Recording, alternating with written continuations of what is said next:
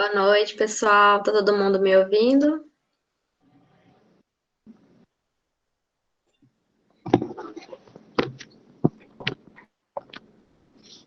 Tá certo. Então, a gente vai começar a nossa oficina, que é sobre saúde indígena. Primeiramente, boa noite para vocês. Eu fico muito feliz com a presença de todos na nossa oficina. Ela vai falar um pouco das particularidades da saúde indígena. Boa noite, gente. Está me respondendo. Obrigada.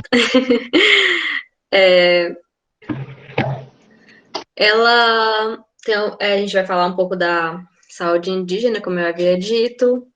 E para a gente saber um pouco mais como ela funciona, a gente não tem muito contato em relação a isso na graduação, então é muito importante.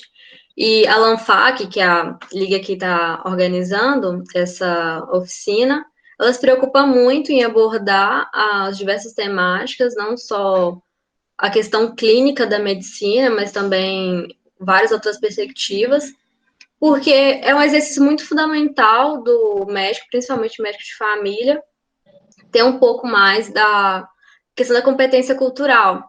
É uma coisa muito importante dentro da saúde indígena, não é todo mundo que consegue fazer isso, e é essencial para a atuação do médico em qualquer comunidade, não só uma comunidade difícil ou desafiadora, como ela pode se apresentar. Eu espero que vocês aproveitem muito essa oficina, que ela seja muito proveitosa para vocês, tanto pessoalmente quanto profissionalmente. E lembrando que ela está sendo gravada, então se alguém tiver algum problema com isso, e também que ela vai, por estar sendo gravada, ela vai ser disponibilizada no YouTube depois para quem não conseguiu ver, para quem não fez inscrição nessa oficina. Quem está assistindo, quem está presente, tem que preencher tanto o formulário de check-in quanto de check-out para comprovar a sua participação, sua presença na oficina. Sem ele, a gente não tem como emitir o certificado de participante, então, por favor, não esqueçam de preencher tanto o formulário de check-in quanto de check-out. O Wesley mandou para vocês aí em cima, o primeiro comentário do chat.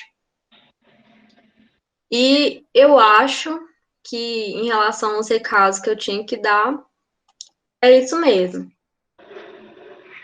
Bom, agora falando um pouco mais dos nossos convidados, a gente tem o Pablo, o. Desculpa, gente, eu não consigo fazer duas coisas ao mesmo tempo. Eu tô lendo a pergunta e falando, deixa eu só um minuto. Tem como mandar de volta no Telegram. Tá bom, o Wesley vai mandar para vocês aí de novo o link pro check-in, tá aí.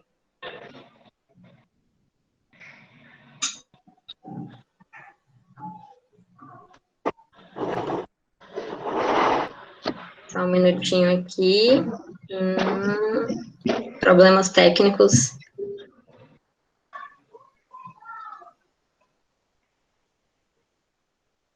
Pronto. Agora falando um pouco mais dos nossos convidados, a gente tem o Pablo, que ele é historiador, ele vai falar um pouquinho para vocês essa perspectiva antropológica da saúde dos indígenas no geral e da saúde indígena. A gente tem o Chauan, que além de trabalhar na saúde indígena, ele também é indígena, então ele tem essa dupla carga de experiência para poder passar para a gente. E o Carlos, que é médico, já trabalhou em diversas comunidades indígenas do Brasil, ele tem bastante experiência, ele é médico de família, inclusive. E eu vou apresentar um pouquinho mais deles para vocês posteriormente. A gente vai começar primeiro com a fala do Carlos, porque a gente resolveu dar uma setorizada para ficar mais fácil a discussão. Lembrando que, por favor, mandem dúvidas, mandem perguntas, vamos participar um pouco mais dessa discussão para não ficar muito unilateral. Então, participem bastante, mandem bastante dúvidas, que os últimos 30 minutos a gente deixou exclusivo para poder vocês serem atendidos. Agora, vamos começar a nossa oficina. Primeiramente, quem vai ter a palavra é o Pablo. O Pablo Matos Camargo, ele nasceu em Belo Horizonte, Minas Gerais, Ele é formado em História pela PUC de Minas Gerais. Ele tem pós-graduação pela Faculdade de Porto Leopoldo em História e Cultura de Minas Gerais. Já trabalhou no CDEFS, eu acho que é assim que pronuncia, Centro de Documentação Eloy Ferreira da Silva, no projeto Quilombos Gerais. Por meio desse trabalho, já visitou mais de 100 comunidades quilombolas em Minas Gerais e também no projeto Agricultura Urbana dos indígenas da região metropolitana de Belo Horizonte. Trabalhou na Secretaria de Educação da FMG, no curso de formação de professores indígenas, no Museu de História Natural de Minas Gerais, no IPAM, ou IPAM, Projeto de Salvação Arqueológica da Casa dos Otoni, no Cerro, em Minas Gerais. Hoje ele atua como indigenista na FUNAI, de Minas Gerais e Espírito Santo. Vou passar agora a palavra para ele. Muito obrigada, Pablo. Boa noite, né? Boa Primeiramente. noite. Se você quiser se apresentar novamente para os meninos, falar um pouco mais sobre você. Okay. Eu queria agradecer o convite, né, de você, professora Gislaine, né, para poder participar dessa oficina sobre a saúde indígena, né, tema muito caro e muito importante, né, e necessário a gente fazer essa discussão nesses tempos, né, onde os indígenas estão sendo pressionados, estão sendo vilipendiados mesmo de seus direitos, e um dos grandes direitos que os indígenas conquistaram, né, com muita luta, foi o direito a uma saúde diferenciada, né? Então, muito importante mesmo, né, essa oficina, esse debate que a gente vai fazer Obrigada. aqui. Bom, como você já apresentou, né, eu sou Pablo Matos Camargo, atualmente trabalho como higienista na FUNAI, na regional aqui de Minas Gerais e Espírito Santo, mas já trabalhei, né, como higienista em outras frentes, né, como você também colocou aí. Por muitos anos eu trabalhei numa ONG chamada CDEFs, né, o Centro de Documentação Eloy Ferreira da Silva, que trabalha com as comunidades tradicionais, entre elas os povos indígenas. Já atuei em Porto Alegre, com os índios da região urbana, na Bahia, principalmente no sul da Bahia, né, com os pataxós, e aqui em Minas Gerais, né, em todas as terras indígenas, e no Espírito Santo também. Bom, vamos lá. A questão indígena, ela vem carregada de muito preconceito e muito desconhecimento, né, do que são os povos indígenas. Os primeiros erros assim que a gente carrega e repete, que a gente, né, aprendeu isso, né, nas escolas, nos livros, no cinema, na literatura. O que são os índios? Na verdade, a palavra índios, ela já é errônea, porque coloca todos os povos num balaio, numa coisa só, numa coisa única. E, na verdade, quando houve, né, os primeiros contatos aqui na América do Sul, dos europeus e, posteriormente, né, vindos africanos trazidos, sequestrados, né, para trabalhar como escravos, estima que havia mais ou menos entre 6 milhões a 10, 11 milhões de povos vivendo aqui. E era uma diversidade muito grande, como é ainda. Mas uma diversidade que não dava para colocar eles, os povos indígenas, como uma coisa só. Né? Tem os povos da região amazônica, uma região úmida, uma geografia, né, da floresta equatorial, de grandes rios. Tem os povos das montanhas, dos Andes, que vai criar-se uma outra forma de viver, uma outra cultura, os povos do Sul, né, no próprio Brasil, os povos do Cerrado, né, os povos dos litorais. Então, há uma diversidade enorme, né, e os povos, eles mesmos não se reconhecem, né, um ao outro como iguais. Em determinados momentos políticos de interesse, sim, né, que são lutas que são conjuntas, mas historicamente e culturalmente, não. O Machacali, por exemplo, que é um dos povos, uma das etnias aqui bem próximas ao governador Valadares, na região nordeste de Minas, né, em Teoflotone, em Santa Helena de Minas, Bertópolis, são 3 territórios, os Machacalis, eles são Tikmuan, que é como eles se denominam, que tradução literal seria nós humanos. Os outros são os outros. É uma outra forma, né, de existência, de vida, de humanidade mesmo. Os Yanomamis é a mesma coisa, né? Então, há uma diferença muito grande. E essa diferença, ela aumenta quando a história desses povos vão ser diferentes. Os povos que estão no Nordeste, aqui no Sudeste, no Sul, eles têm um contato, né, com a sociedade outra, a sociedade não indígena, há mais de 500 anos. E eles não deixam de ser índios por causa disso, de ser indígenas ou povos originais, né, originários, desculpe. Eles vão se ressignificando, vão fazendo releituras, né, da forma de vida, assim que eles vão aprendendo e vão tendo, se articulando e absorvendo também outras questões, né, outros elementos em sua cultura. Então, os indígenas, né, que hoje falam português, porque a grande maioria foi proibida, né, de falar sua língua original nos processos colonizador, eles não deixam de ser índios por causa disso, que usam roupas, que andam de carro, que usam celulares. Há uma ressignificação muito grande desses elementos na sua cultura. Então, a gente tem que primeiro entender isso e perceber essa diversidade hoje, que no Brasil, no último censo do IBGE, que, se não me engano, é de 2010, né, já tem um tempinho, mais ou menos 800 mil pessoas a 900 mil pessoas se declararam indígenas. Isso dá bem menos de 1% da população brasileira. Mas a população indígena é menor ainda, porque boa parte dessas pessoas que se declararam indígenas, ela se auto-reconhece como tal, mas ela não tem um coletivo ali que a reconheça. Houve uma perda, porque no Brasil, todos nós, tirando os imigrantes recentes, todos nós temos um passado indígena, como temos um passado também africano, como temos um passado europeu. Então, todos nós temos sangue indígena. A questão é cultural. A questão maior para você se identificar, para você ser reconhecido como indígena, ela é cultural. Se você reconhece como indígena, tem toda uma história, uma relação ali com aquele grupo te reconhece, sim, você é indígena. Aí sim você realmente é indígena. Então, desse número, né, boa parte não tem essa ligação com o seu coletivo. Por que não tem? Porque se perdeu. Em algum momento da história se perdeu. Ou o grupo foi dizimado, essas famílias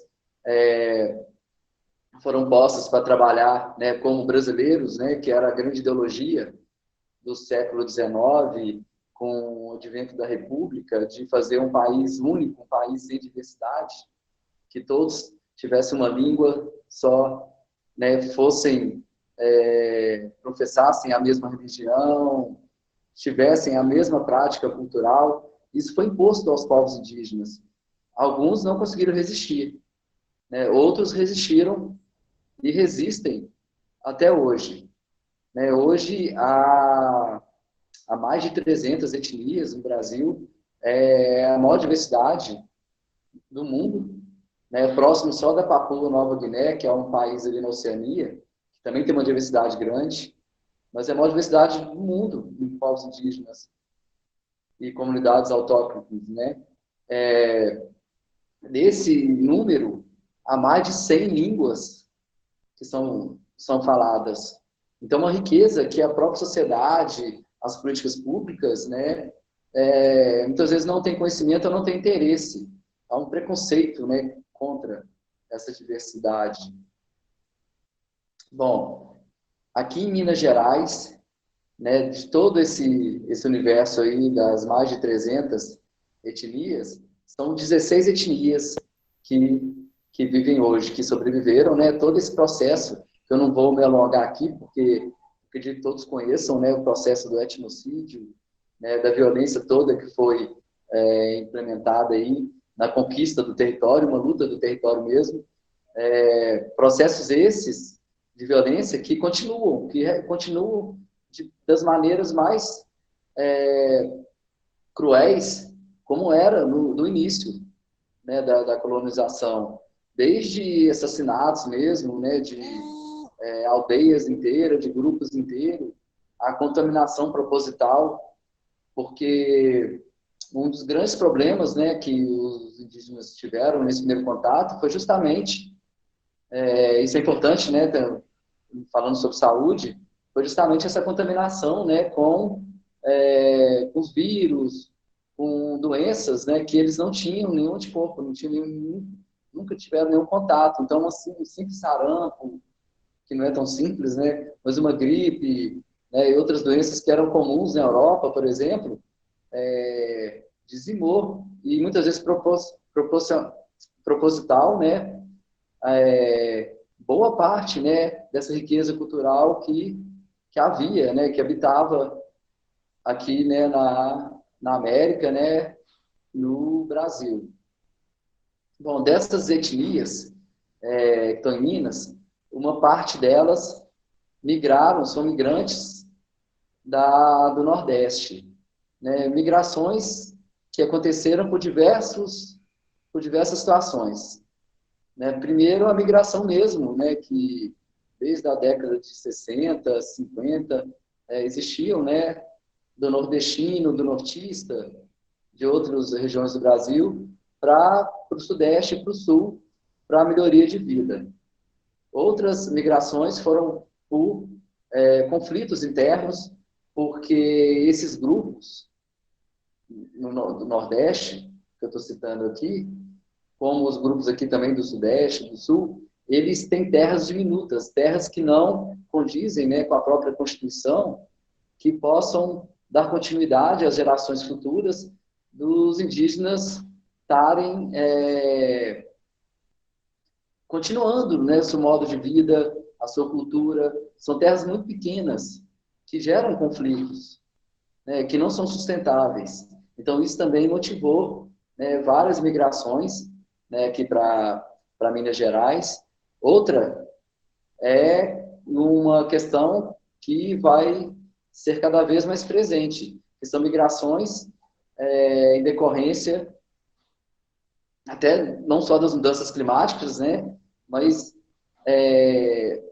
da insustentabilidade de regiões e de territórios que foram afetados drasticamente, né, no seu meio ambiente. Então, a seca, né, a falta de água, tudo isso também gera uma migração. Outra é a busca para estudos, né, de novas políticas públicas, né, como as cotas para os povos indígenas para estudarem em universidades, e busca de saúde, tratamentos, né, de saúde que não tem na região, mais complexos. Então, há várias migrações também de indígenas aqui para o Sudeste nesse sentido.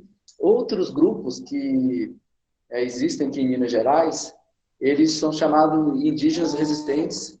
É um processo de etnogênese, ou seja, de grupos que ficaram invisíveis, que esconderam a sua etnia, que eram indígenas, por várias questões de sobrevivência mesmo, para fugir do preconceito, para não sofrerem perseguições. Então, aqui tem vários grupos que, desde a final da década de 70, década de 80, e até agora, nos anos 2000, se afirmam, se autodenominam indígena, então lutando por seus direitos, pela terra, né, pelas políticas públicas. Tem vários casos aqui, desde a década de 70, como os Chacriabás, que é o maior grupo que está no norte de Minas, na bacia do Rio São Francisco, que são mais ou menos 13 mil índios, né? Até grupos recentes que, nos anos 2000, se autoafirmaram, como os canoeiros, né, no Jequitinhonha, os puris, na Zona da Mata, entre outros. Os Mucurim, aqui perto de Valadares, em Campanário, grupos que ficaram invisíveis, né, que só recentemente tiveram, né, a oportunidade de se declararem como indígenas. E grupos tradicionais mesmo, que desde o século XVIII há uma literatura, documentos, né, deles aqui em Minas Gerais. São os Machacali, os Krenak, que são oriundos dos Botocudos, que é um subgrupo do povo G, que é esse povo que vivia aqui em Minas Gerais, né, um povo mais região do Cerrado, pega só um pedaço da Mata Atlântica, e o povo Botocudo, ou Guerém, ou Aimoré, viveram, né, aqui na região leste de Minas, no oeste do Espírito Santo e no sul da Bahia, até meados do século XIX e XX, né, escondendo ainda nas florestas, nus, falantes da língua, fugindo, né, dos não indígenas. E hoje há 3 grupos aqui na região, que é os Mucurim, em Campanário, que sobreviveram porque foram aldeados pelos caputinos, né, aldeamento religioso. Os Aranã, que é um grupo sem terra, um grupo que perdeu seu território, e hoje eles vivem em Araçuaí, na região ali do Jeito Médio de Tionha, e boa parte na região metropolitana de Belo Horizonte. E os Krenak, que é aqui em Resplendor, bem próximo ao governador Valadares, que tem um território já homologado, é um povo que, de muita luta, né, desde o século XIX, quando Dom João VI institui a Guerra Justa, né, para abrir essa região para ser ocupada por não indígenas, a região leste, porque até então havia um escudo natural nessa região.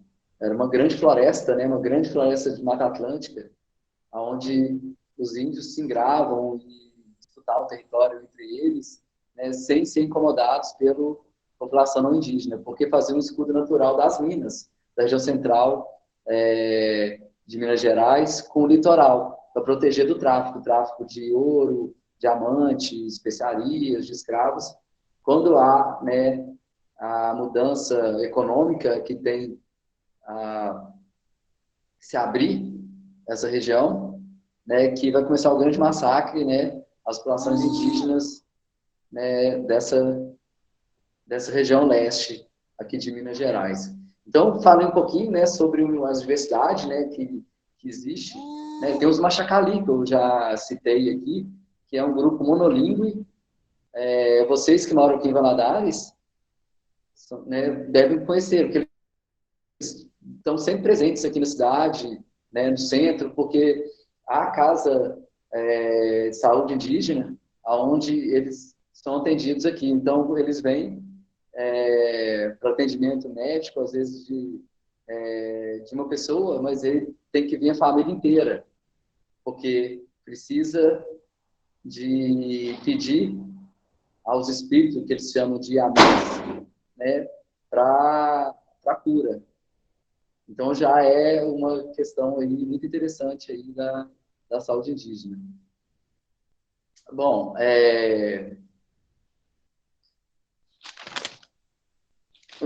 em Minas Gerais, então, há mais ou menos 25 mil, né, indígenas, que esse número não... É difícil de você cravar o número certo, porque nas regiões urbanas há um número cada vez mais crescente de indígenas, que é um outro desafio, é um desafio novo, principalmente para a saúde, né, justamente para o atendimento, né, desses povos indígenas, não só na saúde, mas na educação, nas políticas públicas em geral. E na região de Belo Horizonte, por exemplo, a região metropolitana, estima-se que há mais de 3 mil índios indígenas. No censo, 7 mil pessoas se declararam indígenas, é um número superlativo. Mas acredito que 3 mil indígenas provavelmente vivem na região metropolitana de Belo Horizonte e outras regiões, como Uberlândia, Montes Claros. Aqui em Governador Valadares, há uma comunidade grande também de pataxós e outras etnias. Né? No distrito de Pontal, há um grupo muito grande de pataxós, né, que vivem aqui na região urbana, né, da cidade. Bom, Os conflitos, né, hoje, principalmente com o Estado, né, dos indígenas, se dá porque, e com a sociedade em geral, né, se dá porque há um choque, né, da cosmologia, do mundo, né, religioso, do mundo simbólico, desses povos, né, com a sociedade vigente hoje, né, que tem pensamentos, tem práticas, até o próprio uso do território muito diferenciados. Então, as próprias políticas públicas muitas vezes não conseguem, né, atender, abarcar as necessidades, os propósitos, né, desses grupos. Essa disputa, né, de território, né, o modo de uso do território, e é uma disputa desigual, uma correlação de força muito distante, né, muito desproporcional, né, desses grupos, né, com essa pressão que a sociedade não indígena, a sociedade envolvente, né, que acontece, né, essa fricção, né, desses dois modos de vida, que são muito diferentes, né. Os indígenas conseguiram, né, com muita luta, conquistar, né, politicamente, duas grandes questões na Constituição, né, que são dois artigos, que foi uma luta árdua, né, desde a década de 70, né, lutando para que isso acontecesse, que são os artigos 231 e 232, que diz o seguinte: um é o direito ao território, né, independente do que aquela terra é hoje, mas se ela for identificada como território tradicional, a terra é indígena, né? E o outro é o direito à diferença, a diferença étnica, que aí vai entrar a questão da saúde, né? Um direito de atendimento de saúde diferenciado, respeitando, né, a sua condição cultural. Não só a saúde, mas aí entra a educação, entra outras formas, mas, né, aqui nós vamos focar na saúde. Então, através da legislação, que foi muito importante para garantir né, esse direito à saúde, que vou falar, né, agora como é que se deu isso, né, que os indígenas hoje, né, têm, né, a Secretaria de Saúde Indígena, que é uma secretaria de saúde que é ligada ao Ministério da Saúde, que é exclusiva para atendimento, né, dos povos indígenas. E só para lembrar aqui, a FUNAI, até o ano de 1999, de 88 então a 99, né, quando é instituído o atendimento diferenciado à saúde indígena, a FUNAI que era responsável pela política pública de saúde com os povos indígenas. Em 99, ela é desvinculada da FUNAI, a saúde, né, e vai para o SUS, né, para, na época, a FUNASA, que atendia, né, os povos indígenas. E em 2010 é que é criado a Secretaria de Saúde Indígena específica para trabalhar com os povos indígenas. Então, a FUNAI hoje, ela ficou responsável, né, de monitorar, articular e acompanhar, né, a questão da saúde indígena, mas ela não é o órgão que trabalha diretamente, né, com a saúde. Mas ela está sempre acompanhando, está propondo, participando, né, de todos os processos, por ser o órgão principal indigenista, né, da questão da saúde. Bom, a questão da saúde indígena, ela tem alguns problemas, né, que é a questão da dificuldade mesmo que tantos profissionais e as normativas, o próprio órgão tem em lidar com essa diferença étnica. Porque já, muitas vezes, né, vai depender muito ali do gestor, né, no local, para propor essas políticas. Porque, muitas vezes, a saúde que é implementada com os povos indígenas é a saúde universal aqui no Brasil, né, que não respeita, que não garante essa diferença de atendimento. Então, a gente tem vários exemplos, um deles é justamente esse, não respeitar as crenças que os indígenas têm, que é preciso, na hora ali do atendimento, na hora de uma internação. Eu sei que é muito complicado, né, fazer esse equilíbrio, mas muitas vezes o indígena que está internado, ele precisa que o grupo, como no caso aqui dos Machacalis, esteja presente para rezar, né, e pedir a cura ali aos espíritos, que chamam de Yamin. E cada grupo vai ter, né, práticas culturais antigas, né, tradicionais, né, não só dessa parte espiritual, essa parte simbólica, mas também a presença também de ervas, a presença de, de uso mesmo de coisas da natureza, né, que é necessário ali para a cura espiritual, né, daquele indígena. E a cultura, né, que tem que ser respeitada. Outra dificuldade muito grande é a questão geográfica mesmo, da localização das aldeias, que a gente está vendo hoje na crise do Covid, né, essa crise sanitária que nós estamos vivendo, que o mundo está vivendo. Os indígenas eles estão sendo um dos povos mais afetados aqui no Brasil. Tanto é que, na média de morte entre os indígenas é maior do que a média nacional, justamente pela dificuldade mesmo de distância, de acesso a essas aldeias. No norte do Brasil, por exemplo, né, na região da Amazônia Legal, e mesmo aqui em Minas Gerais e outros estados, é muito difícil essa presença, essa forte mesmo, né? Não só da CESAI, Secretaria de Saúde Indígena, mas de outros órgãos também ligados à saúde, né? Os órgãos municipais, estaduais.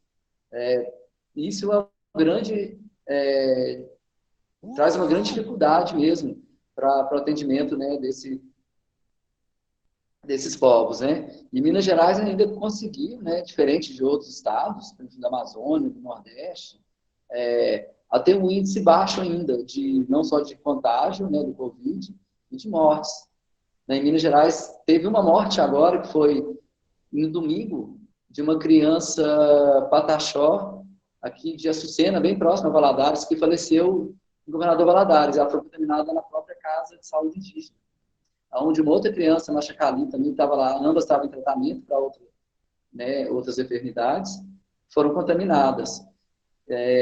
Há muita contaminação no Chacriabá, são 30 contaminados lá, mas eles estão já em processo, a maioria já se curou, outros estão em processo de cura, e outros, outro grupo grande que se contaminou foi dos pataxós também na região metropolitana de Belo Horizonte, nos índios que vivem no contexto urbano. As outras etnias ainda não tiveram nenhum caso aqui em Minas Gerais. É diferente, por exemplo, do Espírito Santo, que teve muitos casos, teve uma morte no Espírito Santo, de Tupiniquim, no Nordeste, e na Amazônia, no Mato Grosso do Sul, no Centro-Oeste, nem se fala, né? Está sendo uma catástrofe, porque quando falece, né, o indígena, geralmente são os mais idosos que estão falecendo, ele traz ali, é um livro, né? Ele traz um conhecimento, uma tradicionalidade, uma tradição gigante. Então, assim, está sendo uma tragédia essa crise do Covid para os povos indígenas. E outros problemas, né, fora do Covid também, que os índios têm, que são recorrentes, né? No Machacali mesmo, já teve, nos últimos anos, né, duas crises de morte, muita morte de criança, que foram com diarreias, infectadas mesmo, com a água. Então, isso é recorrente, né? Os indígenas sofrem muito, né, com assistência ou a falta dela, ou a dificuldade, né, de implementação mesmo, de fazer acontecer, né, a política de saúde que respeite seu modo de vida, que seja eficaz, né, e que é direito, que foi muita luta, muito sangue que os indígenas né, fizeram, né, para que as gerações futuras pudessem, né, ter acesso minimamente, né, aos seus direitos. Bom, já finalizando aqui, já deu meu tempo, né, e eu só quero deixar aqui o último recado, que essa luta dos povos indígenas não é só deles. Na área de saúde, na área da educação, na área de direito ao território, entre outras, essa luta é de todos nós. Essa luta é de todos nós. Exatamente, Paulo, muito obrigada pelas suas palavras. Eu tive um pouquinho de contato dessa questão da luta do território, luta de saúde, luta de educação indígena através do projeto da UFJF, que é o NAGO, que é o Núcleo de Agroecologia. Então, assim, quem tem um pouquinho de contato com essa realidade, sabe que a luta ainda não acabou, que não é coisa do passado, não ficou lá em 1500. E, assim, a luta ainda é muito presente, muito real e muito difícil, né? A gente tem a sensação que já acabou, quem tá de fora, claro, quem tá dentro tá sofrendo o tempo todo com isso. Quem tá de fora acha que já acabou, que isso ficou no passado, mas não é. É muito importante a gente ter consciência disso para não, né? Eu sou péssima com discursos, gente, me desculpa. Mas muito obrigada pela sua participação, pelas suas palavras. Tenho certeza que o pessoal aproveitou bastante. E agora eu vou passar a palavra para o Tchauan. Eu espero que eu esteja pronunciando seu nome corretamente. Boa noite, Tchauan, tudo bem? Joia. Vou te apresentar agora para o pessoal e você vai falar um pouquinho para a gente a sua experiência, tanto profissional quanto pessoal, e vai ajudar aí a enriquecer ainda mais a nossa oficina.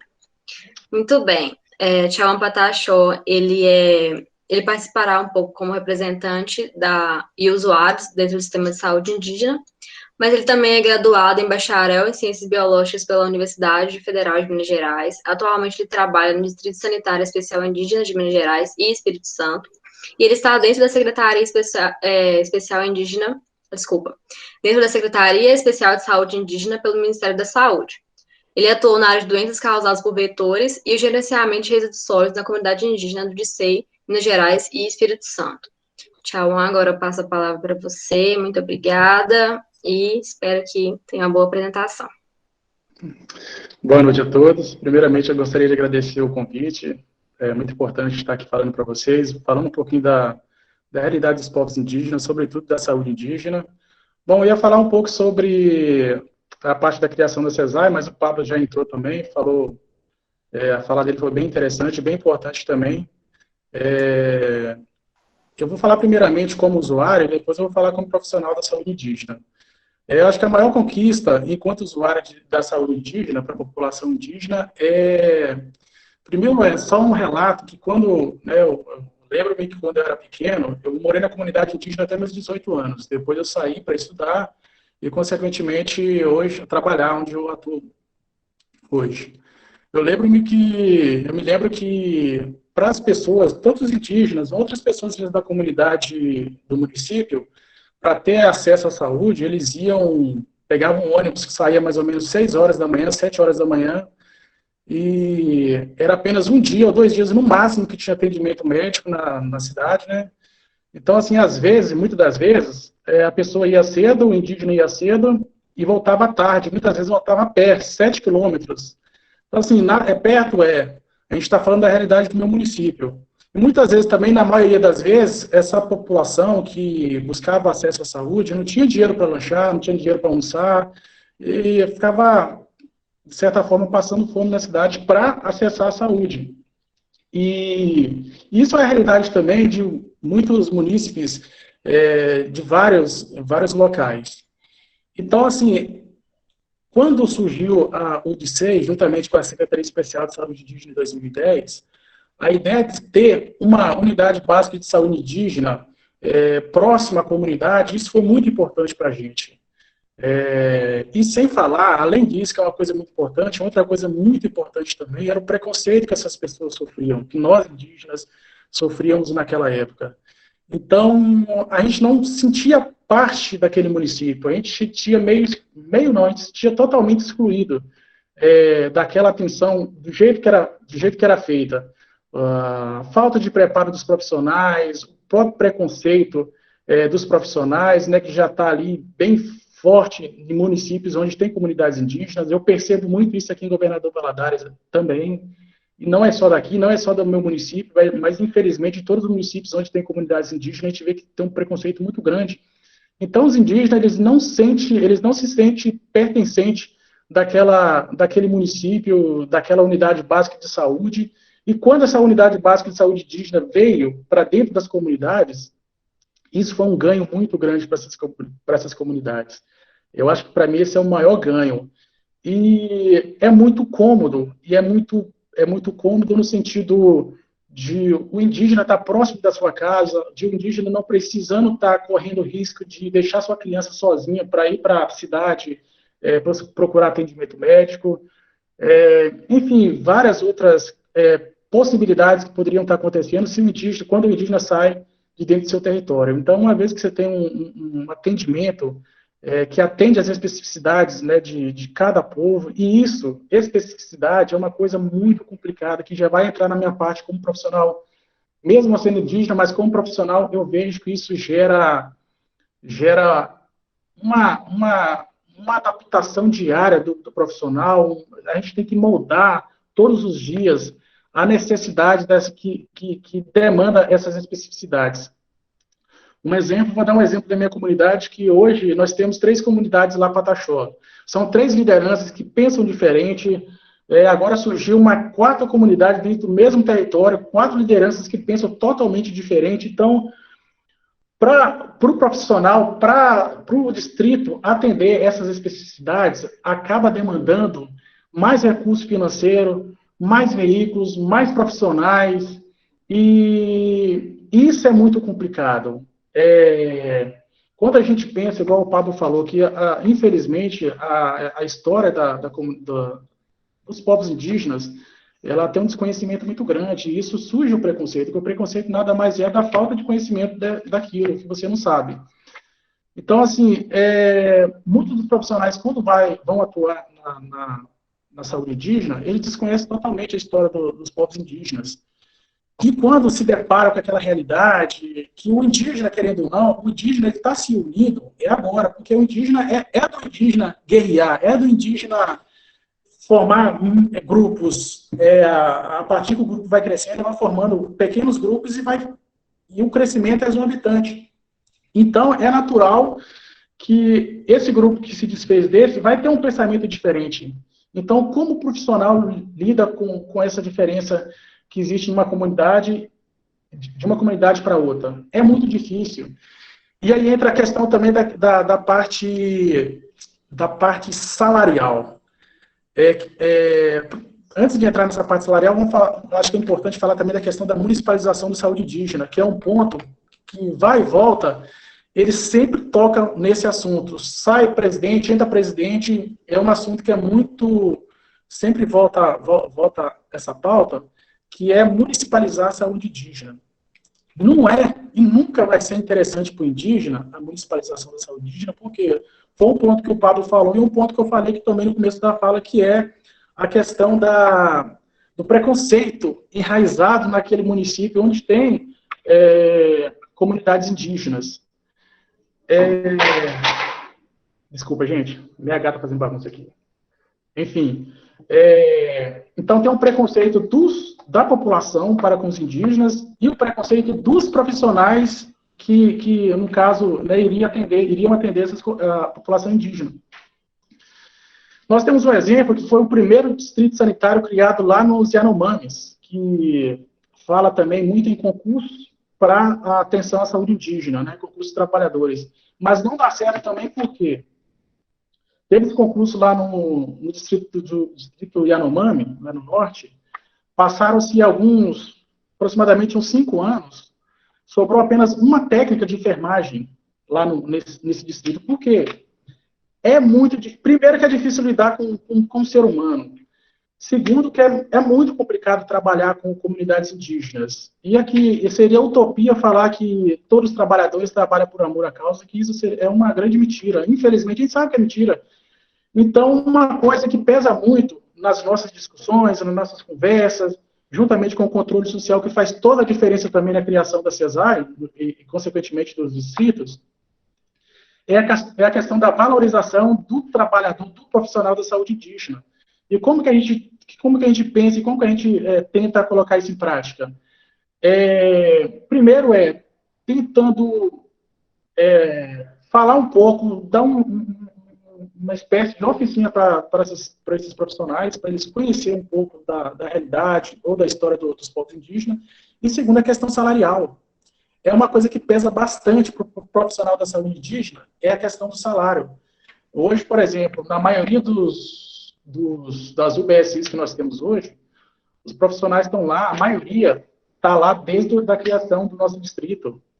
Porque, querendo ou não, como eu falei, a parte salarial pesa muito, porque não é fácil, o Pablo sabe muito bem, que ele atua diretamente, não é fácil estar lidando nas comunidades indígenas, porque, primeiro, tem as divergências que acontecem entre grupo e outro.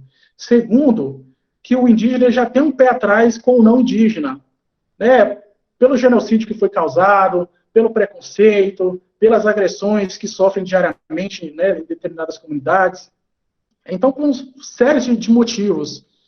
Então, lidar com toda essa diferença, com toda essa especificidade, é muito complicado para um profissional da saúde, não só da saúde, mas a gente está se tratando da saúde, mas é muito complicado a gente lidar com isso. E às vezes a gente ouve bastante, eu como indígena já ouvi, vocês trabalham com a gente só por questão de dinheiro, se não fosse por isso vocês não estariam aqui. Então, assim, uns profissionais ouvem isso e conseguem, entra no ouvido e sai no outro, outros já ficam ofendidos. Mas a gente sabe também que, lógico, que isso não parte de todos os indígenas. Mas é uma realidade que os profissionais da saúde indígena, e é tanto que surgiu esses dias uma proposta, partiu até de mim, na verdade, uma proposta da gente trabalhar nas comunidades indígenas a questão da valorização, não por parte da CESAI, mas por parte dos indígenas, dos profissionais da saúde indígena. Porque tanto o indígena vai ganhar um atendimento melhor, um atendimento mais humano, quanto o profissional vai sentir parte também daquela comunidade, daquele trabalho. Eu vi que o médico vai falar, é o médico da comunidade, né? Por mais que os médicos que atuam nas comunidades indígenas hoje, nas UBSs, não são médicos em especialidade em medicina da família e da comunidade, mas ainda assim, com a prática, eles se tornam isso, porque eles estão lá no dia a dia, eles estão lá conversando com os pacientes indígenas, então eles sabem praticamente todo o histórico de vida, da saúde dessas populações. Então, isso faz toda a diferença. Claro que hoje a gente já exige que o médico que vai atuar nas comunidades indígenas tenha da comunidade e da família, que é um diferencial muito grande. Não só para as populações indígenas, mas para populações tradicionais, populações rurais, enfim. Outro ponto também que é um desafio para a gente muito grande, está sendo, inclusive hoje, foi uma decisão do STF, já tinha sido até mencionada pelo Barroso, o ministro Barroso, hoje foi decisão unânime, que né, na época de pandemia, as comunidades que não têm terras homologadas, elas têm que ter acesso à saúde indígena, a toda estrutura de saúde indígena que nós proporcionamos, nós, enquanto CESAI, enquanto distrito, proporcionamos para os indígenas aldeados em comunidades homologadas. E essas comunidades não são homologadas, elas também vão ter que ter o mesmo acesso que os indígenas de comunidades homologadas têm. É uma coisa muito importante. Mas aí surge um desafio para a gente também lidar, como eu falei, lidar com a saúde indígena é um desafio diário. Por quê? Primeiro que a gente tem um recurso destinado, um teto para ser gasto, né, por exemplo, 12 comunidades indígenas. Se eu não me engano, hoje a gente atua diretamente com 10 comunidades indígenas, algumas a gente atende sobre demanda judicial, e outras que vieram recentemente, que é um desafio também, que são comunidades que vêm de outros estados, para o nosso estado de Minas Gerais, e nós, através de uma demanda judicial, nós temos que atender com os mesmos recursos que nós temos no nosso teto. E é complicado a gente fazer isso porque aí tem a questão também do indígena que está aqui há mais tempo, da gente tirar recurso que seria utilizado para atendê-los, para atender um que está chegando aqui recentemente. Então, o indígena que está aqui também há mais tempo, ele não vê como justiça isso. Então, como a gente lida com isso? A gente não pode deixar o indígena desassistido, mesmo que ele chegou ontem, mas a gente também não pode tirar o recurso dessas comunidades que já estão aqui mais tempo. Então, assim, como usuário, a gente tem essa percepção, mas também a gente não quer ser desassistido e a gente também não quer ser largado, deixado de lado, porque uma outra comunidade chegou. E como profissional da saúde indígena, a gente tem que, né, chegar num meio termo aí, para aquelas que chegaram não ficarem desassistidas e para as que estão aqui também se manter do jeito que está. Então, assim, é muito complicado e hoje em dia, hoje no estado de Minas Gerais e Espírito Santo, nós temos comunidades, mais focado agora em questão de doença, nós temos comunidades que sofrem bastante com a questão de falta de saneamento básico. Inclusive, o meu projeto de TCC, de uma pós que eu estou fazendo, é até sobre doenças relacionadas ao saneamento básico inadequado. A gente pega os machacalis que foi citado pelo Pablo e pegamos os chacriabás, o número de doenças, de doenças causadas por geomítises, pela falta de saneamento mesmo, é muito grande. Então, o recurso que o DICEI destina-se para hospitalizações, tratamento para essas comunidades, para tratar essas doenças, é muito grande. E são coisas que nós, enquanto DICEI, enquanto distrito, enquanto CESAR, a gente poderia estar evitando. Mas aí, nós, como profissionais de saúde indígena, a gente, quando está dentro do sistema, quando a gente está dentro do órgão, a gente vê que não é tão fácil fazer as coisas. Fazer um processo de compra, tentar criar infraestruturas sanitárias para as comunidades indígenas, a gente vê que não é tão fácil, a gente se esbarra em muita burocracia. E como a gente explica isso para os nossos parentes? Como que a gente explica isso para o indígena? Muitas vezes o indígena não entende. Muitas vezes o indígena acha que a gente está fazendo corpo mole, que a gente está tendo má vontade de estar levando essas estruturas para dentro das comunidades indígenas, e eu tenho essa percepção. Como usuário, eu achava que realmente, esses profissionais só estão aqui dentro por causa do dinheiro, eles não gostam dos indígenas, eles fazem isso por obrigação, e hoje eu recebo, eu ouço isso, né, de parte de alguns parentes. Claro, muitas das vezes, com uma certa razão, como eu falei no início da minha fala, por muitas décadas, né, o indígena ele sofreu demais na pele. Então, ele sempre foi usado.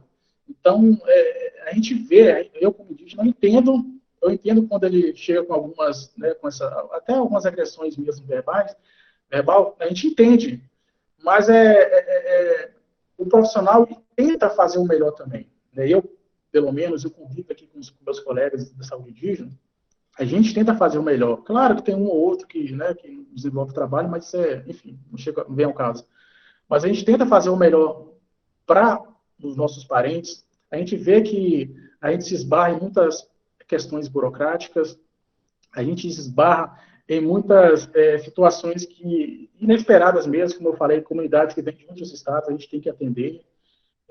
Grupos, outra coisa muito que acontece bastante também, igual aconteceu agora com os machacalis. A gente tinha uma comunidade ali em Ladainha que tinha mais ou menos 6 aldeias, se eu não me engano. Metade da população dessas 6 aldeias saíram e foi para um outro território que ainda não é nem demarcado. Então, assim, nós temos que atender da mesma forma. Como que a gente atende? Porque a gente vai ter que... Aí vai demandar uma estrutura muito grande, que é o quê? A gente vai ter que ter um veículo, a gente vai ter que ter um motorista, a gente vai ter que ter uma equipe com um médico, com um enfermeiro, com um dentista, um nutricionista. Então, isso demanda muito recurso. E a gente sabe que a gente está em épocas de corte, a gente está em crise. Então, assim, infelizmente, com dinheiro, o governo que está aí já não olha para a gente com bons olhos, né? Imagina com a crise que a gente vive. Então, é muito difícil, mas a gente tem, através dessa de ordem judicial, a gente tem que atender. E muitas das vezes a gente tira, como eu falei, a gente tira de uma comunidade para dar para outra. E isso não é legal.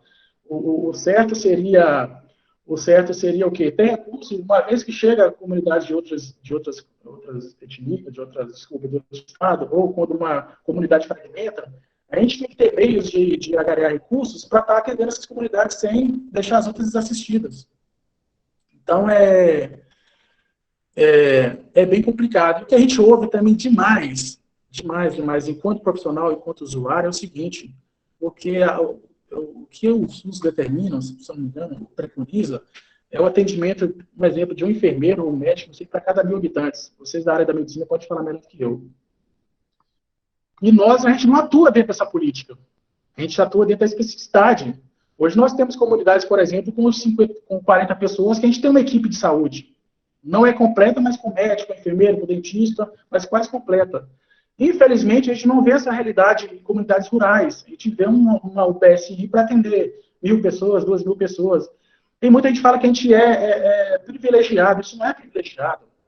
Isso é atendimento à especificidade daquela cultura, né? Então, assim, saber que existe aquelas diferenças entre uma aldeia para outra, conhecer a história de cada aldeia.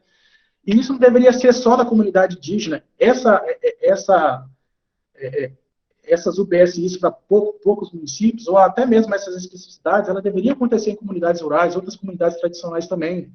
A gente vê que isso faz uma grande diferença para as comunidades indígenas, né? Até mesmo, por exemplo, a gente tem um exemplo lá de Chacriabá, que são 60.000 hectares, é um mundo de terra, pobreza demais da conta. Então, como uma pessoa anda 60 quilômetros, mais ou menos, que tem aldeia para outra, 60, 70 quilômetros, como que a pessoa que lá é pobre, é o menor IDH de Minas Gerais, como que uma pessoa sai de um local que não tem carro, não tem cavalo, não tem um meio de locomoção para ser atendido numa cidade? Não tem como. Então, nada mais justo do que ter uma UBSI, do que ter uma equipe de saúde para atender aquela pessoa que mora ali distante. Não é questão de privilégio, é questão de justiça. E a gente não quer, eu como indígena, eu como profissional que atua na saúde também, eu não quero justiça só para as populações indígenas, eu quero justiça também para todas as pessoas que merecem e que têm por lei mesmo, né, de ter uma saúde digna, de ter profissionais ali para estar atendendo, enfim. Eu acho que é só isso que eu queria falar. Eu ouvi que vocês também deixaram já uma dica lá no Instagram, que é a Lei Aranca, né, e o PNASP, que é a Política Nacional de Atenção à População Indígena, Saúde da População Indígena, é muito interessante também, que fala sobre a criação da CESAI, fala também da parte da FUNASA, a saúde enquanto era da FUNAI, FUNASA, criação da CESAI, dos distritos sanitários especiais indígenas, especial de Minas Gerais. Enfim, são dois textos bem interessantes. E eu acho que é isso, e agradeço a oportunidade mais uma vez. Tá, que isso, eu que agradeço. Aqui, a gente vai querer ver esse TCC depois, tá? Claro, com prazer. A gente tá falando aqui, eu vi um pessoal comentando que é justamente um projeto de pesquisa que a gente tinha pensado fazer na Liga, mas a gente não tirou do papel, dificuldades técnicas também, e com certeza eu vou querer ver o resultado dele. Ótimo, até o final do ano vai sair. Tá bom, manda pra gente. Muito obrigada pela sua participação, pela sua Eu espero que vocês contribuição. tenham entendido, porque eu falo muito rápido também, é um defeito que eu preciso melhorar. Então estamos todos com defeito de comunicação aqui, porque eu também, mas a gente entendeu sim. Pode ficar tranquilo. Obrigada, tá? Agradeço. Aí eu vou passar agora a palavra para o Carlos.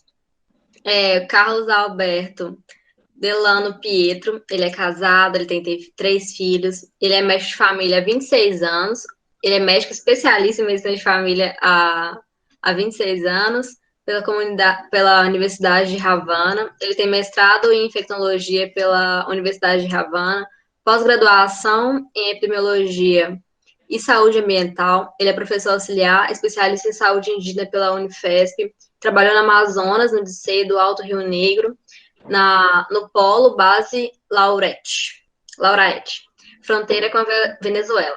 Ele fez atendimento a 20 etnias diferentes por 4 anos, no DCE de Minas Gerais, ele trabalhou no Polo da Base Machicali e o Polo Caxixo. Ele prestou serviço em outras etnias sem assistência, como em Bicas, Presidente Olegário e Poços de Caldas. Agora eu vou passar a palavra para você, Carlos. Seu microfone está desligado. Aí. Boa noite a todos. Agradeço Boa muito noite. a oportunidade de este convite para falar de algo muito sensível, que é a saúde indígena. Eu acho que quase todos os que estão presentes nesta sala, nesta oficina, são médicos de família, estudantes de medicina, e todo o que escutaram é a verdade, é assim, que existem muitos desafios na saúde indígena, mas não fiquem com medo, não? O Brasil, os indígenas hoje precisam muito de pessoas como vocês que queiram trabalhar na saúde indígena. Eu falo que a saúde indígena é como uma luva que tem que se moldar, ajustar a essa mão, porque cada comunidade é diferente, cada etnia é diferente, e isso leva a desafios dentro do atendimento. Eles falaram algumas coisas sobre a estrutura da saúde indígena, e eu queria falar que a Política Nacional de Atenção à Saúde dos Povos Indígenas, ela é a que organiza todas las determinantes de las leyes orgánicas, a Constitución Federal, para específicamente atender a las etnias, culturas, que tienen derechos igual que toda la población brasileira. Existe algo muy importante dentro de la salud indígena, que es las conferencias nacionales de atención a la salud indígena. Estas conferencias comenzaron en 1986 y cada vez que hacen una conferencia nacional, siempre tienen logros y resultados para a saúde indígena. Como eles bem falaram, no 2010, em 2010 foi criada a CESAI. A CESAI é uma secretaria junta ao Ministério da Saúde que se encarrega de coordenar e executar a política que havíamos falado, a Política Nacional de Atenção a los povos indígenas. Anteriormente era la FUNASA, hoy a FUNASA solamente está con proyectos de crecimiento de estas poblaciones y crecimiento en el orden ambiental, capacitación, algunos eventos para a mejoría ambiental de estas poblaciones. A CESAI tiene toda una estructura nacional, y está dividida en 34 distritos sanitarios especiales indígenas, que es lo que ellos llaman, o que ellos anteriormente falaron como DICEI. Existen 34 DICEI por todo el país. Existen algunos DICEI que no son solo de un estado. Ellos no llevan una estructura o una división política igual que los estados. Existen, por ejemplo, algunos DICEI que tienen hasta 4 y 5 estados incluidos, como por ejemplo el Litoral Sur, que atiende Río de Janeiro, Sao Paulo, Santa Catarina y Paraná. Entonces, hay otros más en Roraima que atiende Amazonas y Roraima, Amazonas y Mato Grosso. Existe una mistura, no es una estructura que por cada estado tenga que haber un DICEI. Entonces, los DICEI, a su vez, tienen departamentos de atención a la salud indígena, tienen departamentos de determinantes ambientales, están los propios DICEI y existe una estructura de planeamiento, una estructura de logística para atender estas demandas de salud. No caso de los DICEI, también están las casas de salud indígena. ¿Qué cosa es una casa de salud indígena? Es una estructura para llevar esos indígenas de las comunidades al servicio de especialización, de especializaciones médicas, de tratamientos más depurado, de mais perto onde está a tomografia, dermatologista, ou tratamentos para câncer, são tratamentos prolongados, então se leva até a CASAI esta equipe, los indígenas, para su melhor tratamento. Também falar que a CESAI tem uma estrutura nacional, também é por estados ou por DICEI, de controle social. Todo o que a gente vai fazer dentro da saúde indígena tem um controle dado por los conselhos nacionales, conselhos distritales y conselhos de cada comunidad para el control social. Acho muito importante, porque como menino que me antecedió falava de muitos recursos, existe também uso inadequado deles, y estas pessoas, los consejos distritales, nas siglas de CONDICI, son los encargados de avaliar, son vigilantes eternos de los recursos destinados a la salud. Dentro de los DICEI también existe una estructura que llaman de polo base. Existe polo base tipo 1, tipo 2. Los polos base tipo 1 son como si fuese una unidad básica de salud, só que tem um pouquinho mais de recursos. Tem uma farmácia, tem dentista, tem agentes de saúde comunitária, tem agentes de endemia, tem agentes também para a limpeza e higienização de las comunidades. Ya el tipo 2 no precisamente es una unidad básica. Esos están en la estructura y pueden tener dentro de ellos varios polos bases más tipo 1, y tiene una estructura un poquito más consumada, mas nunca están en las comunidades indígenas. Decir también que es un desafío total la salud indígena. Vamos a hablar un poquito más del día a día como médico. Existen comunidades, por ejemplo, que no aceptan salir de la comunidad. Existen comunidades o etnias que para salir de la comunidad con un paciente doente, você tem que levar 5, 6, 10 irmãozinhos dele. Los irmãos tem que levar a mamá, tem que levar a papai, porque senão eles não viajam. E é precisamente aquela luva que eu falava que você tem que entender para poder você dar um atendimento adequado a eles. Eles precisam de seus rezos, de seus costumes, suas próprias identidades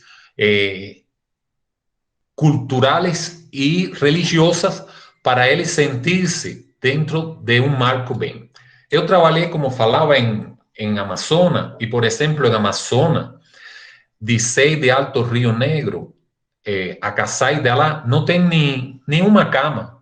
Todos são redes, porque eles estão acostumados a dormir em rede, e você não pode mudar. Já é bastante tirar a eles da comunidade. Então, você, para chegar e hospedar a eles em esse lugar, utiliza redes.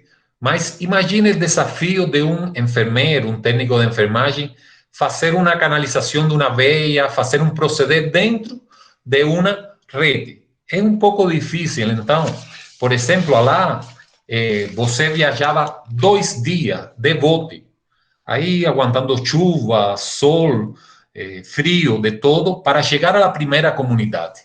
Já quando você chegava à comunidade, muitas vezes tem que esperar por el cacique, por las lideranças, para você poder começar seu atendimento. Hoje, a saúde indígena, não acho que passa por um momento ruim. Hoje, existe muita relação, um relacionamento muito bom com os municípios onde estão ubicados os postos de saúde indígena, e quando falta o remédio del DICEI, está no município, e existe totalmente uma parceria muito bom em este sentido. O DICEI tem uma estrutura boa para mim, eu acho muito boa, para chegar a las comunidades de difícil acceso. Existe una estructura que da cobertura para el médico sentirse en confianza en un equipo, só que es totalmente diferente. Muchas veces você tem que esperar a que el vencedor, el pajé de la comunidad venza esas crianças e perde tempo. Tempo que para você é imprescindível, é muito efetivo chegar a esse doente, mas ainda assim você precisa saber que eles precisam de manter sua cultura. Eles falavam de los machacalí. Eu presenciei em tempo de frio na zona norte del estado, quando trabalhei com as etnias, e existieron varios óbitos por doenças respiratórias. Sin embargo, você chegava às 7 horas da manhã na comunidade e crianças de 2, 3 meses, 2 anos, 3 anos, de toda a cidade, estavam tomando banho no rio a essa hora de manhã. Então, são coisas culturais que você tem que aceitar, tem coisas culturais que você tem que aprender e que é muito difícil por la idiosincrasia, por la própria cultura deles, você modificar. Então, reitero outra vez mais aquilo de que o médico que decida trabalhar na saúde indígena deve ser por amor a las comunidades, por amor a esos povos originarios de Brasil, porque es un desafío grande, muy grande, do jeito que se trabalha. Muitas vezes los equipos de saúde están divididos en fazer um proceder ou não fazer um proceder. É algo que atrapalha muitas vezes el quehacer médico, mas falo para todos los colegas que hoy nos están escutando y los que pueden después escutar estas oficinas, de que no tengan miedo, ¿no? No es un monstruo de 7 cabezas, ¿no? Pode trabalhar. Eu trabalho já tem 7 anos na saúde indígena, me formei como especialista de saúde indígena e ainda hoje sigo fazendo outros cursos para poder levar a eles o melhor de nós, porque eles precisam de nosso atendimento. Muito obrigado a todos. Obrigada, Carlos. Eu que agradeço. Eu acho que agora eu vou abrir as perguntas do pessoal, né? Deu para entender? Deu sim, foi ótima essa palestra, eu agradeço muito. E eu acho que se tiver alguma coisinha, o pessoal vai perguntar aqui e a gente vai esclarecer essas dúvidas. Deixa eu dar uma olhadinha aqui no chat. Agora, todos os participantes eles podem falar à vontade. Meu computador resolveu parar de funcionar, que maravilha. Mas vocês podem voltar, que aí a gente vai responder todas as dúvidas em conjunto.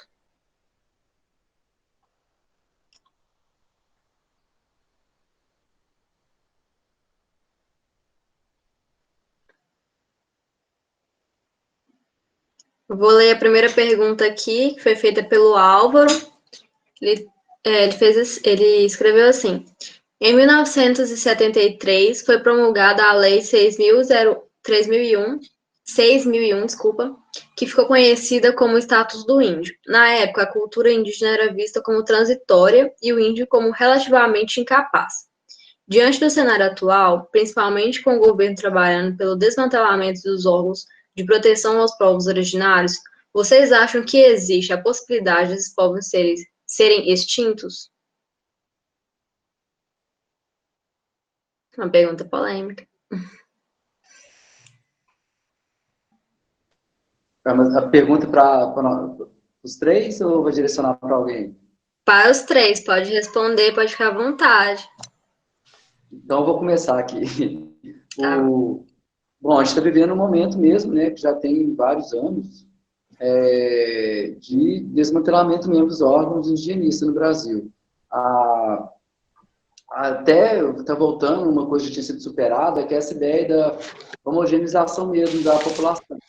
Então, é um perigo mesmo, assim, grupos pequenos, grupos que estão, grupos isolados ou de recém-contato, uma doença ou uma invasão no seu território pode causar uma tragédia mesmo e dizimar, né, e acabar com esses povos. É um risco que nós corremos, sim.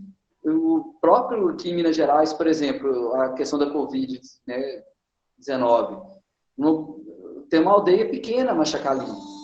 Se dissemina ali o vírus, né, pode acontecer uma tragédia também em outros grupos, né? Como o nosso colega que trabalhou no Caxixó também, que é um grupo pequeno, né? Há esse perigo, sim, porque os grupos eles estão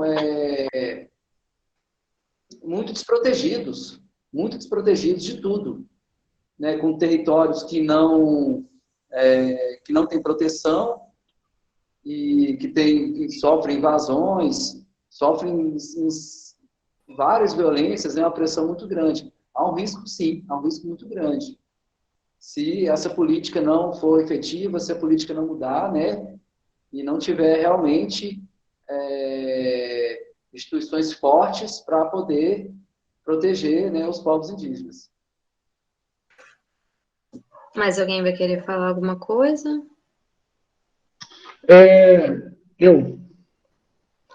Então, eu acho, como o Pablo falou, hoje a gente está, né, não vou falar que é só no atual governo, não, porque por mais que a gente tivemos algumas conquistas, né, em outros governos, né, governos passados, mas ainda assim não foi o que a gente realmente queria, né? Alguns direitos foram conquistados, mas ainda foram poucas coisas conquistadas. A gente deveria aproveitar o momento, mas infelizmente a gente meio que deu uma parada no tempo, e nós não avançamos muito, né, nas pautas indígenas, e hoje a gente vê que dificilmente a gente vai conseguir alguma coisa, né, com o governo que está aí no Brasil. Mas eu vejo também que a extinção é um processo que pode levar, né, muitos anos, mas eu vejo mais que o indígena ele pode ser, talvez ele perca muita parte da sua cultura, da sua diversidade, das suas especificidades, mas não necessariamente a extinção. Claro que a extinção do povo indígena é quando sua cultura acaba, né, o povo extingue. Mas concordo com o Pablo, sim, do jeito que está aí, a gente caminha para isso. Claro que não é uma coisa que vai acontecer agora, né? Não vai acontecer daqui 10, 20, 50 anos. Mas daqui 10, 15, 50 anos, o que pode acontecer, que é o que eu estou tentando falar aqui, é que parte, ou grande parte das comunidades indígenas, elas vão sim perder muita coisa da sua história. E o índio sem história, o índio sem cultura, não é índio, né? Então, é isso. Eu queria só deixar só fazer uma ressalva aqui, na verdade, que o nosso médico, né, que trabalha com a gente, falou. Quando eu falei, ele falou uma coisa importante, eu também acabou que o que eu falei pode ter deixado a entender que trabalhar em comunidade indígena é impossível. Não foi isso que eu quis dizer. Eu quis dizer que tem os desafios não são poucos, são muitos, mas é muito gratificante quando a gente vê os nossos parentes, quando nós vemos os indígenas, né, nos elogiando, agradecendo o atendimento, vendo que o que a gente faz, vendo que esse distrito faz toda a diferença na vida deles. Isso para a gente é muito gratificante, não tem dinheiro, não tem nada que pague isso. Eu quis dizer também que é realmente complicado, mas esse desafio também fortalece as nossas atuações no dia a dia nessas comunidades indígenas, como profissional, né? Eu, no caso, como usuário, como profissional também. É isso.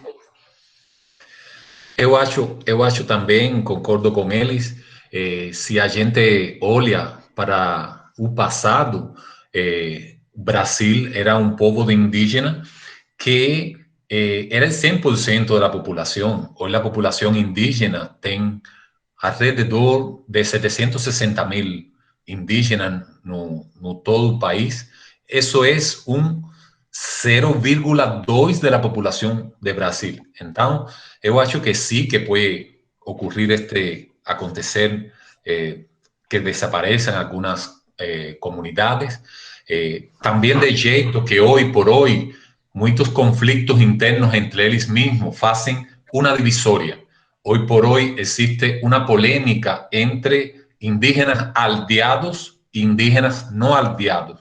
Son aqueles indígenas que saem da comunidade. Então, não precisa ser uma doença, não precisa ser uma catástrofe, não precisa ser, por exemplo, aqueles garimpeiros que han matado indígenas, isso, para extinguir algumas comunidades, senão o próprio conflito entre eles, a divisão que fazem que eles abandonem a comunidade ou queiram fundar otras comunidades, también puede influir en la desaparición de los povos originários brasileiros. É uma situação muito preocupante a suposta extinção da população indígena, porque eu não me lembro muito bem das porcentagens, mas eu já ouvi uma moça da comunidade contando que só assim a cargo de exemplificação do porquê essa preocupação, que hoje em dia tem que 5, 10% da 0,4%. Oi? Desculpa. 0,4% da população do Brasil. Não, é a questão geográfica, que existe uns 5 a 10%, não sei exato, eu não lembro a porcentagem do território de mata mesmo, remanescente, e 95, 90, alguma coisa do tipo, da diversidade do Brasil está dentro do território indígena.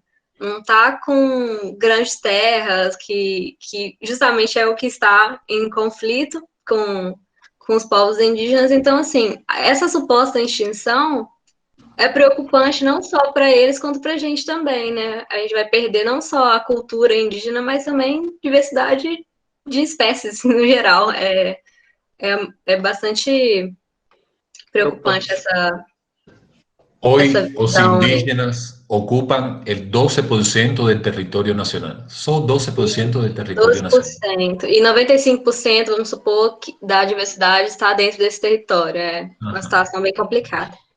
Vamos para a próxima pergunta, então. O Álvaro perguntou assim, Chauan falava sobre as doenças relacionadas ao saneamento básico. Como lidar com essas doenças, fazendo educação em saúde sem interferir na cultura dessas populações? Rapaz, isso é um desafio. Nossa, essa é uma pergunta bem interessante. Inclusive, tem alguns propostas de projeto, até mesmo da Fiocruz, que eu estive acompanhando. Até mesmo conversei, não sei se vocês conhecem o... Nossa, fugiu o nome dele, pesquisador, mas vou lembrar. Um exemplo são os machacalis.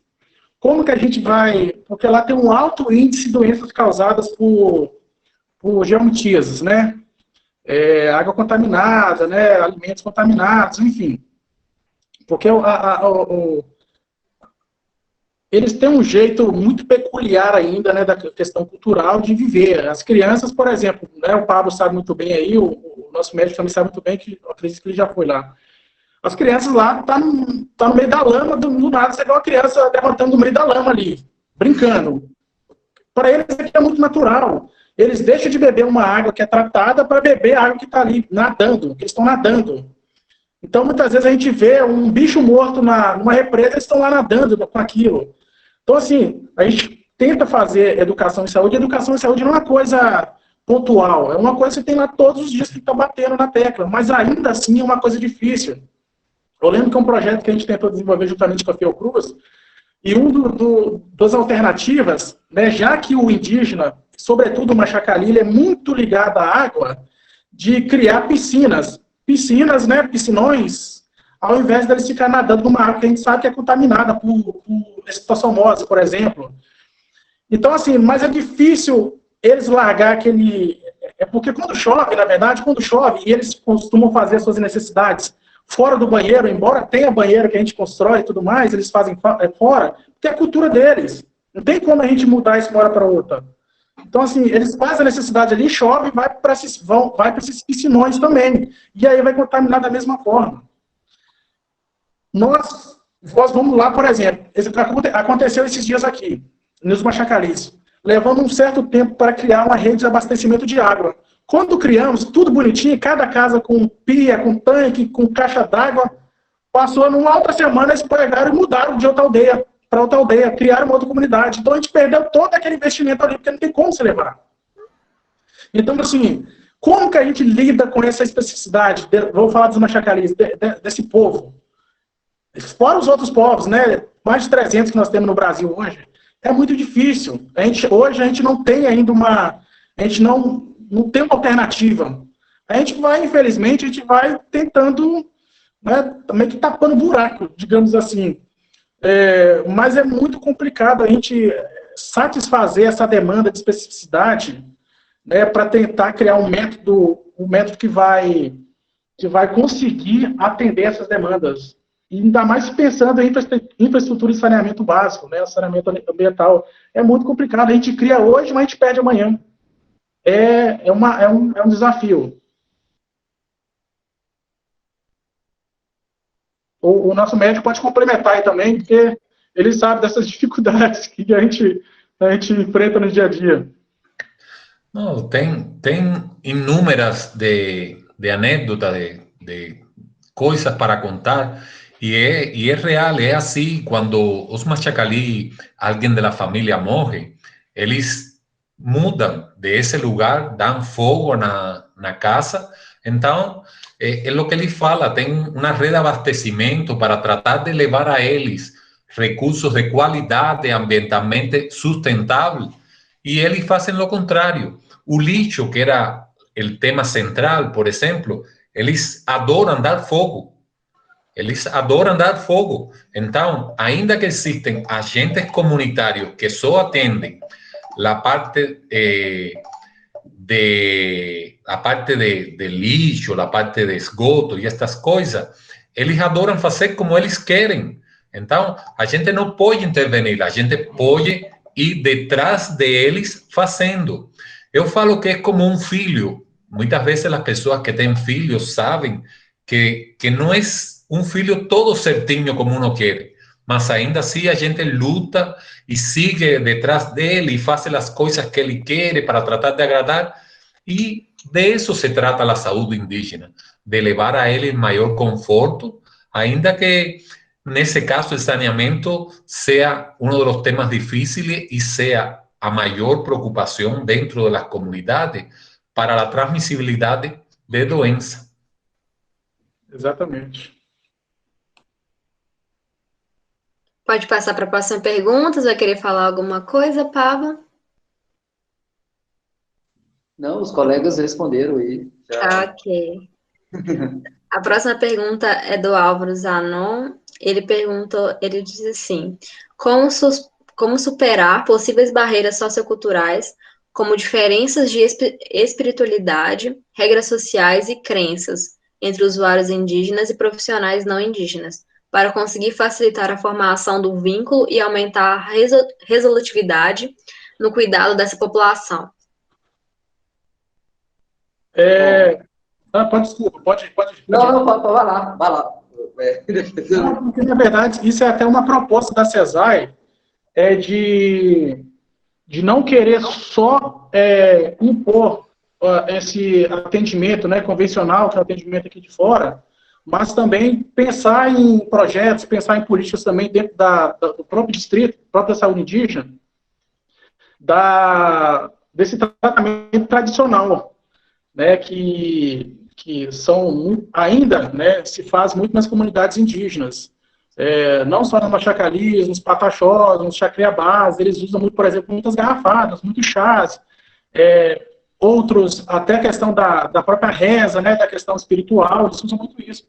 Então, assim, o profissional que entra, ele tem que ter esse conhecimento, né, de respeitar essa religiosidade de algumas comunidades, não são todas, né, porque, querendo ou não, a missão, no passado, a missão católica praticamente dominou, né, 70% das comunidades indígenas, e hoje é a missão evangélica que está dentro das comunidades indígenas. Então, infelizmente, muitas dessas comunidades indígenas, devido a essas missões, perderam, né, parte principalmente dessa questão espiritual, da religiosidade. Ainda assim, muitos povos ainda têm essa ligação muito forte com a questão espiritual, com a questão da medicina tradicional, curanderia, todas essas coisas. Então, assim, o profissional tem que saber lidar com isso, tem que saber respeitar e tem que trabalhar com isso também, porque ele não pode só chegar com esse atendimento convencional e impor, ele também tem que pensar em oficinas, pensar em roda de conversa, para trazer também esses conhecimentos tradicionais, para estar também aliando, juntando com esse atendimento convencional. Isso. Não, só complementando, né, Chauan, é isso mesmo, assim, acho que o mais importante é o respeito, conhecer e exercer a alteridade. Isso. Exato.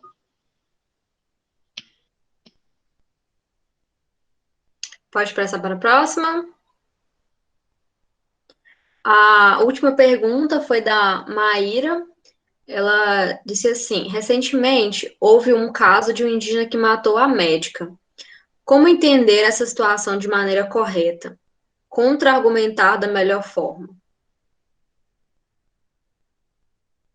Na verdade, não matou, não, mas o nosso colega vai até falar que ele chegou lá esses dias e comentou com a gente já tinha visto também a matéria, infelizmente, mas não morreu, não. Mas isso não exime também. Eu tinha visto que ele quebrou os membros dela, né, depois que Eu não sei se é a mesma notícia, que quebrou a perna e depois que alguém tinha morrido da aldeia, alguma coisa assim, não é? O que aconteceu foi que tinha uma menina com uma doença crônica, era uma menina com epilepsia, e nesse momento, em essas comunidades indígenas, tem horas de voo para atender as emergências, porque é muito difícil o acesso por via rio ou por estrada, não existe estrada, então tem avião para isso. Nesse momento, o avião estava sem licença e não foi possível trasladar a menina no momento que ela precisava. Levou ao óbito de essa criança depois de uma convulsão e, em verdade, eles tomaram represálias com a doutora, pensando que, por incapacidade dela, era que havia acontecido tudo. Quebraram vários ossos, tuvo fratura de crânio, em verdade ela está bem ruinzinha, não? Está, infelizmente.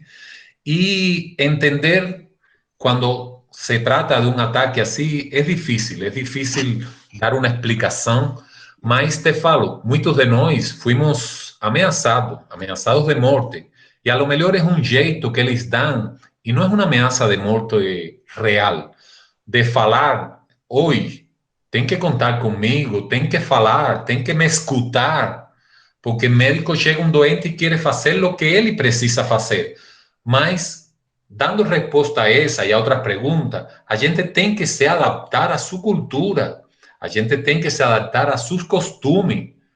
Eu lembro um dia que eu falei que dentro de onde eu estava dormindo, havia escutado de noite que havia acontecido algo e estava escutando vozes. Quando eu voltei ao lugar onde eu dormia, tinha muito cheiro a fumaça. Vários de los que me escutaram foram a procurar los pajés. ¿Para qué fueron a procurar los pajés? Para que venceran el lugar donde yo estaba durmiendo, para que los espíritus no me molestaran. Porque un médico precisaba ficar tranquilo, sossegado, para poder dar melhor atendimento.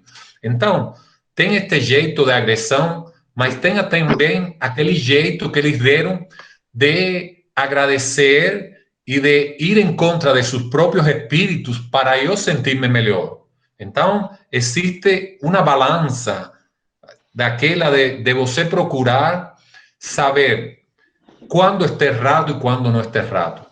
Eu não aprovo a agressão para nada, podia haver sido eu também, não aprovo a agressão, mas tem que entender as costumes, as tradições dele, e nesse momento deu errado. En otro momento, a lo mejor hubieran dado una fiesta, hubieran feito celebración, porque la doctora salvó la vida de una criança. Então, es difícil para mí dar una valoración, mas estoy en contra totalmente de lo que aconteció, por supuesto. É importante a gente falar, né? Nós como nós como indígenas e como profissionais também, nunca que a gente vai apoiar uma situação dessa. Infelizmente, infelizmente isso acontece algumas vezes, não é a primeira vez que aconteceu, não vai ser a última vez, infelizmente, como o nosso colega falou, não é justificar e nunca vou achar que a violência vai ser justificativa de algo. Nós, enquanto eu sei aqui, a gente ficou bastante triste com essa situação, porque nós temos nossos profissionais que atuam diretamente nas comunidades indígenas, a gente sabe que as barreiras, né, na verdade, as dificuldades que eles enfrentam no dia a dia. A gente sabe também que infelizmente, o alcoolismo ainda é muito forte em algumas comunidades indígenas. Não que não seja fora do... Né, porque hoje não, sempre tem um preconceito que chama os índios de bêbados, sendo que o problema maior, se a gente for comparar em questão de proporção, aqui fora é muito maior, né, de pessoas de alcoólatras do que em comunidades indígenas. Mas, infelizmente, isso afeta muito mais porque é um número menor. Então, muitas das vezes, essas agressões, elas acontecem de pessoas que estão embriagadas. E o índio, querendo ou não, ele tem uma resistência muito, muito frágil para o álcool. A gente vê isso nos Machacalize, quantas e quantas vezes, né, muitos profissionais já saíram de lá corridos, mas não são de pessoas que estão sãs, pessoas que estão sem efeito de álcool, são pessoas que estão sob efeito de álcool. Então, assim, não são pessoas que estão fazendo aquilo conscientemente. A gente também não sabe o que aconteceu lá no norte. A gente sabe que realmente eles agrediram. Não é aceitável, tem que ser punido. A minha opinião tem que ser punido, independente de ser índio ou não, tem que ser punido. E aquela coisa que eu falei, nós temos que, tanto a parte do CESAI quanto a parte da população indígena, nós temos que criar eventos, né, oficina, roda de conversa, que seja, para a gente valorizar o profissional da saúde indígena, que a gente sabe que a dificuldade... A gente sabe, não só o profissional de saúde indígena, não, eu falo o profissional da saúde não indígena também, que a gente vê quantas vezes, né, os profissionais da saúde indígena são desacatados, são xingados, são agredidos, né? A gente vê todos os dias nos jornais isso. E a gente não fica feliz como profissional de saúde também, quando acontece isso com ele. E a gente lamenta demais o que aconteceu isso com essa colega nossa, infelizmente. Tem algo para acrescentar? Pablo? Não. É uma condição que poderia ter acontecido em qualquer situação, independente de ser uma comunidade indígena ou não. Tem vários casos de agressão fora, né, num posto, num hospital qualquer. Exatamente. Então, assim, é um trabalho de construção muito difícil, essa questão dessas barreiras que você tinha falado, preconceito com a população indígena, e de desconstrução no sentido de entender melhor e de desconstrução no sentido de desconstruir esse trabalho é mais fácil ainda, né? Porque uma notícia como essa viraliza muito rápido, muito fácil, traz um espanto muito grande, mas como o Carlos disse, caso ela tivesse salvado, tivesse feito uma festa, não teria tido essa repercussão toda, né? É muito complicada essa situação. Exatamente, e o Carlos fala isso, ele fala com propriedade, porque ele sabe quando o profissional ele faz um bom trabalho, independente se é da saúde indígena, ou da educação, ou da FUNAI, ou de qualquer outra área, o índio ele abraça e ele faz questão de não deixar a pessoa sair de lá mais. Isso é uma coisa muito legal que tem no meio indígena. Se ele gostar mesmo do profissional, ele vai fazer de tudo para você permanecer ali trabalhando. Pois é uma situação que poderia ter acontecido em qualquer lugar, não só lá, né? Mas, enfim, eu acho que são essas perguntas, eu não vi mais nenhuma outra pergunta aqui no chat. Tem mais alguém? Deixa eu dar uma olhadinha aqui. Não, acho que são só essas mesmo. O pessoal tá agradecendo, falou que adorou a atividade, principalmente essa parte de perguntas. A Carolina falou que foi ótimo. Enfim, eu acho que a ideia é essa mesmo, agradecer vocês pelo seu tempo, pela sua colaboração, pela experiência. E agradecer as pessoas que estão aqui assistindo. Obrigada pela sua participação, pelo seu interesse no tema. É um tema que é muito pouco discutido, deveria ser mais, especialmente na faculdade. A gente não tem contato nenhum com a saúde indígena na faculdade, pelo menos eu não tive até hoje, estou no 8º período. Espero ter, talvez. E é isso, gente. Muito obrigada por vocês participarem. Lembrem de preencher o check-out, pessoal que tá assistindo, porque sem esses formulários a gente não tem como garantir não, confirmar a presença de vocês. E é isso, gente. Muito obrigada, boa noite. Vocês têm mais alguma coisa para falar? Não, só agradecer mesmo. Tá. Agradecer a oportunidade. Eu que E agradeço. não deixe de visitar as comunidades indígenas. Sempre tem festa, sempre tem eventos, e a gente sempre está divulgando também. Passar esse momento, vai estar na minha listinha de prioridades. Não, mas é isso, gente. Boa noite, fiquem bem, fiquem em casa e bom final de congresso para vocês. Ainda tem muitos dias ainda. Obrigada. Boa noite. Boa noite. Boa noite.